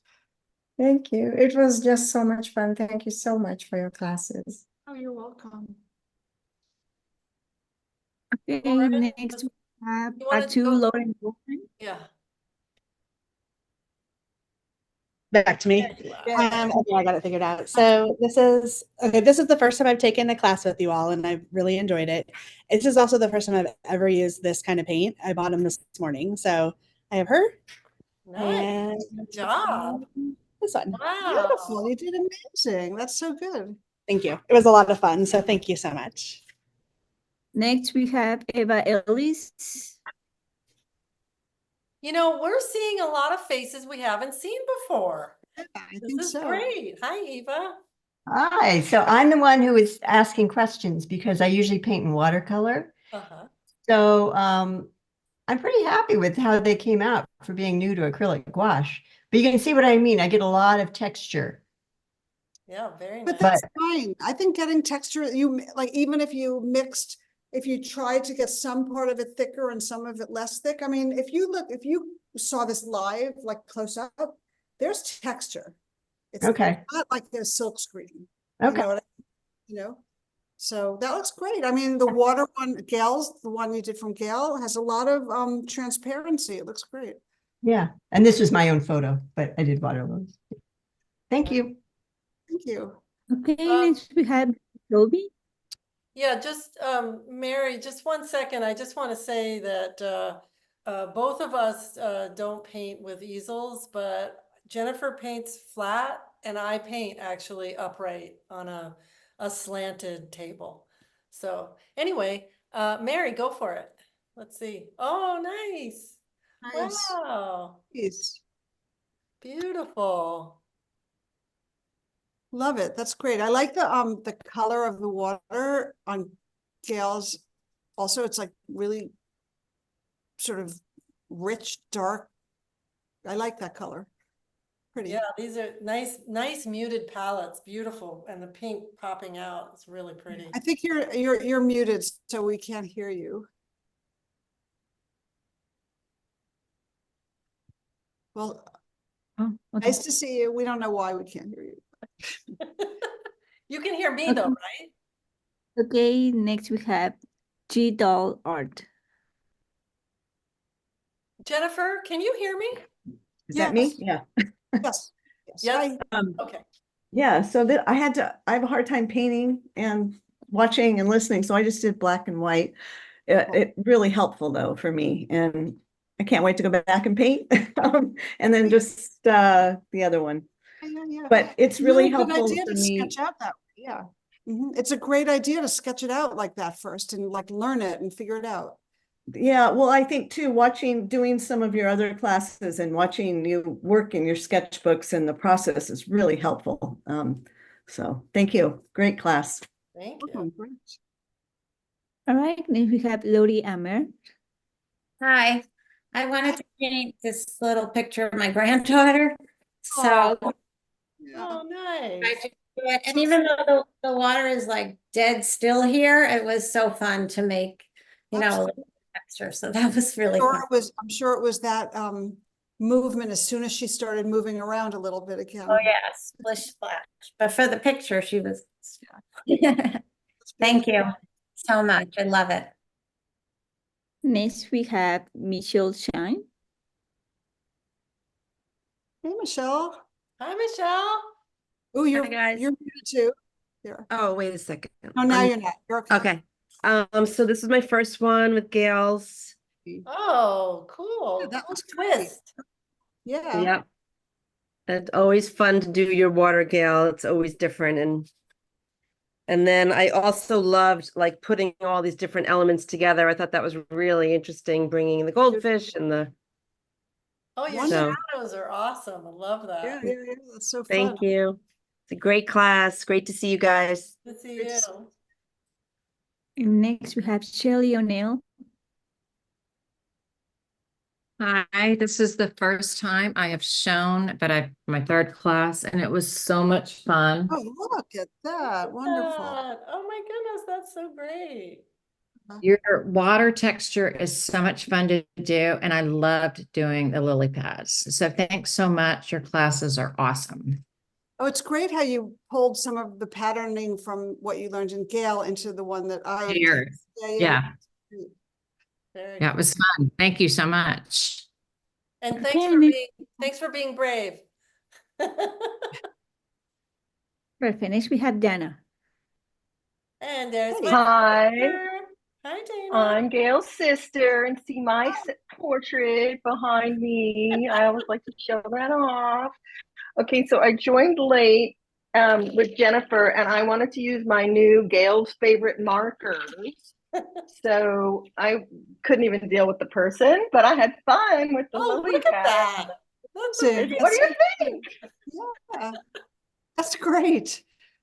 Everyone, I am not an artist. I am a beginner. So much fun.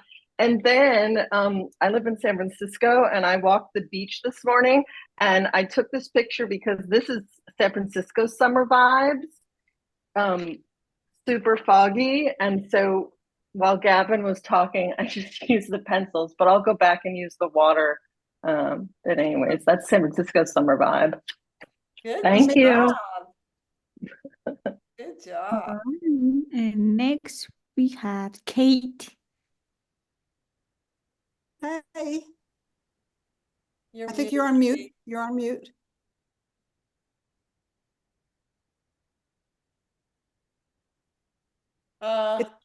It's why don't down you below. go to Jill and come back to Got it. Kimar. Got it. There she is. Okay. So this is the one from Oh. Gayle. So I did this on a not such great paper because I wasn't sure how I was going to do it. Oops. I really, really liked it. Fun, fun, fun. Beautiful. And then this is, oops, wrong way. Beautiful. Yeah, that's the, love the lily pads and use some of that same watery kind of thing. And this is a little more of a thick paper. It's made for gouache actually. So yeah, it was really fun. Wow. Thank you. You're welcome. Someone's asking about my favorite markers. I think it's in our supply list. They are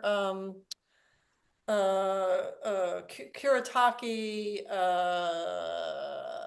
I forget the name, but I'll remember it before we finish. Do you want to go to Jill, Romina? Yes, right now going to Jill. Hi. Hi. Oh, look at that. Wow. Easy. You guys is good. I'm like, uh-oh, that looks exactly like ours. It's amazing.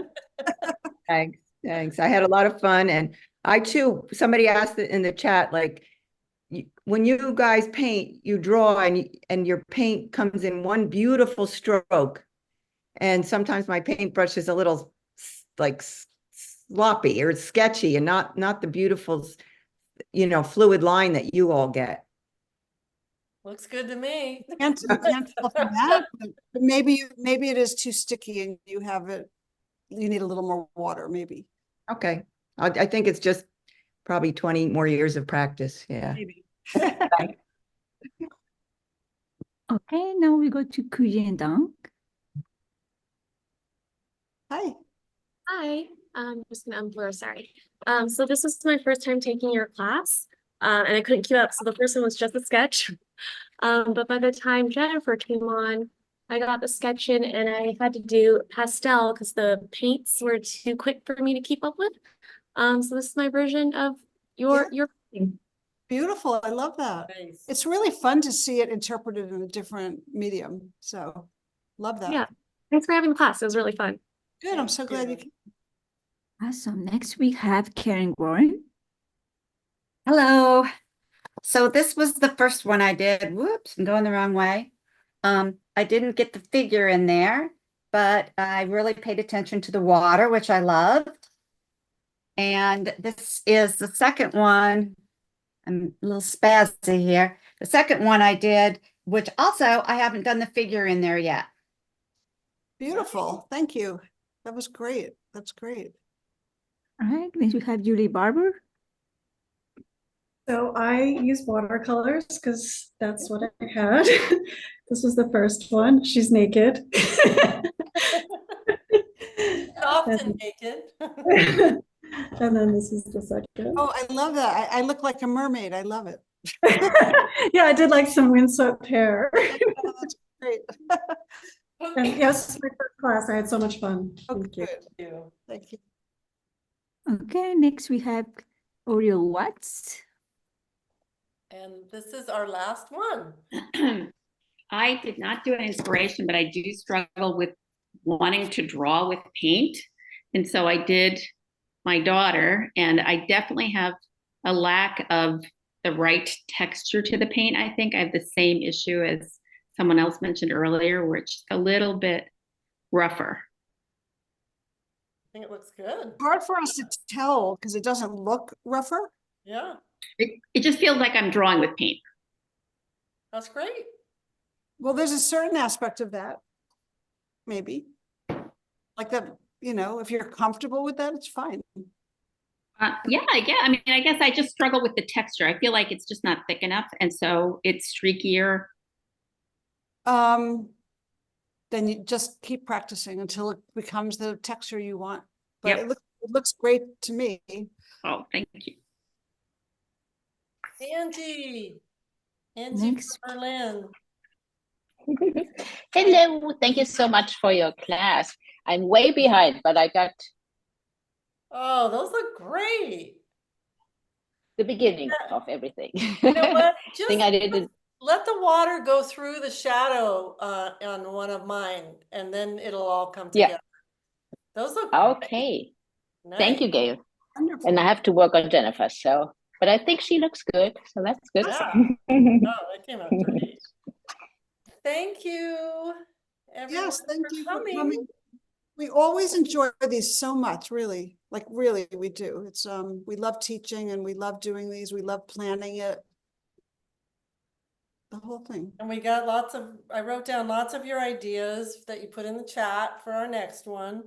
And you'll get our email soon with the video link, usually by the end of the week. And thank you so much for coming. And I'm gonna stop the recording. Jennifer, just say thanks for coming. Thanks for coming. And if you are on Instagram or some social media, you can tag us with Paint with Gayle and Jennifer. And yeah, we'll see you next time. I think our next class is planned for September 4th is what we're talking about. And we'll let everyone know soon. We don't have the theme yet. We're going to figure that out. So it's soon. That's my birthday. That's your birthday? Oh, good. Yes. All right. Well, thank you. And I'm Thank you. you.